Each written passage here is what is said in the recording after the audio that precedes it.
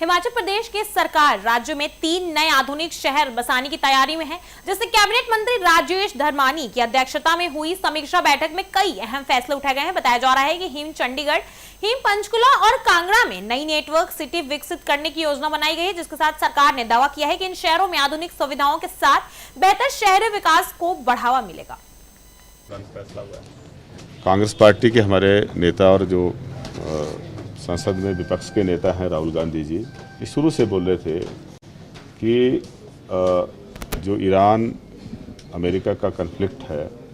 इसमें state of Hormuz blockade की वजह से जो है इसका असर आम जनमानस तक पड़ेगा,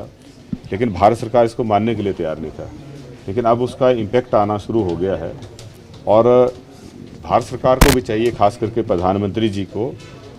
कि जब भी राहुल गांधी जी कोई मुद्दा उठाते हैं वो मुद्दा देश हित में होता है, उसको सीधा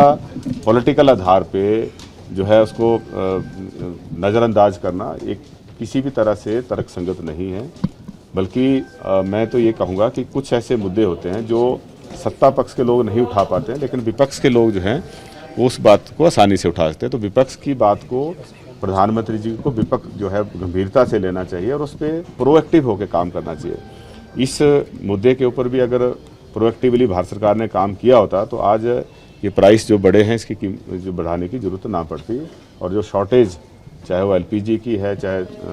जो दूसरे पेट्रोल प्रोडक्ट्स हैं, अब आजकल तारकोल की बहुत कमी आ गई है। बहुत सारे कॉन्ट्रैक्टर्स ऐसे हैं जो हिमाचल प्रदेश में भी जिनके पास जो था वो सड़कें एएमपी के माध्यम से या दूसरी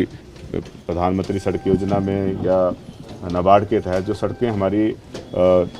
टारिंग का और मेटलिंग का काम जिनको अबार्डेड था, उन्होंने भी काम करना जो है वो उसमें छोड़ दिया है कि वो रिलेक्टेंट है, क्योंकि प्राइस हाई कितनी ज़्यादा हो गई है तारकोल की, वो करना उनके लिए फिजिबल नहीं है।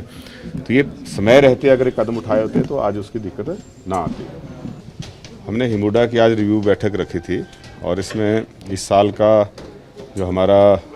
एक्सपेक्टेड टर्नओवर है वो 250 करोड़ को एक्सीड करेगा, और पिछले साल हमने 125 करोड़ रखा था, अब इसको डबल कर रहे हैं। और दूसरा, हमारे यहाँ पर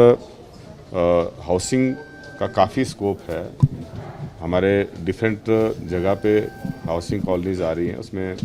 शिमला की भी है, शिमला शहर के आसपास भी हैं, सोलन में भी हैं, धर्मशाला में हैं,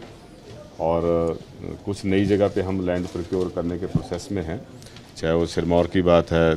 बिलासपुर की है, कुल्लू मंडी की है और कांगड़ा में है। तो हमारी ये कोशिश है कि जो हमारी हाउसिंग नीड हैं वो फुलफ़िल हों, और ये जैसा हमारा प्रोसेस चला है कि हम 3 नई सिटीज़ जो हैं वो बसाना चाह रहे हैं, जिसमें हिम चंडीगढ़ है, हिम पंचकुला है, और जो कांगड़ा में एक सिटी बसाने की कोशिश है। तो ये तीनों सिटीज़ जो हैं इनमें बहुत पोटेंशियल है, लोगों की बहुत ज़्यादा इंक्वायरीज आ रही हैं, और इसमें सबसे ज़्यादा जो एसेंशियल रिक्वायरमेंट्स है वो लैंड अवेलेबिलिटी की है। तो कुछ लैंड हमने प्रोक्योर किया है, बाकी लैंड हम प्रोक्योर करने के प्रोसेस में हैं। तो जैसे ही लैंड हमारे पास आएगी हम फर्दर जो है इसकी प्लानिंग कर रहे हैं, और इंटरनेशनल लेवल के जो है हम इसमें कंसल्टेंट हायर करके एक हाई एंड टाउनशिप जो है उसको बसाने के प्रोसेस में है। रिस्पांस बहुत अच्छा है और मुझे लगता है कि हम बहुत अच्छा जो है इसमें सीटें हासिल करेंगे, और पिछली बार की जो परफॉर्मेंस से बेटर हमारी परफॉर्मेंस रहेगी। Thank you. शुरू करेंगे प्रोजेक्ट या फेज वाइज किया जाएगा इस तरह से? मुझे लगता है कि हिम चंडीगढ़ हम साल भर में शुरू कर सकते हैं, और बाकी पे अभी थोड़ा सा टाइम लगेगा, लेकिन हमारी कोशिश लगातार जारी है और हम इसमें हर महीने जो है कुछ कदम आगे बढ़ रहे हैं। एक सर, देखिए, लैंड एक्विजिशन का एक लंबा प्रोसेस है। अभी तक हमारे पास करीब 7,000 बीघा लैंड है, लेकिन वो सफिशिएंट नहीं है। वो भी सिर्फ बद्दी के पास है, दूसरी जगह 200, 250, 300 बीघा, इससे ज़्यादा लैंड नहीं है। तो हम ये कोशिश में हैं कि म्यूचुअली एग्रीएबल रेट्स के ऊपर आपसी सहमति से जो लैंड ओनर हैं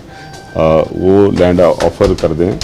या फिर दूसरा है कि हम लैंड पूलिंग के माध्यम से लैंड है उसको एक्वायर करें। तो डिफरेंट प्रोसेस से हमारी कोशिश है, जैसे ही हमारे पास लैंड अवेलेबल होगी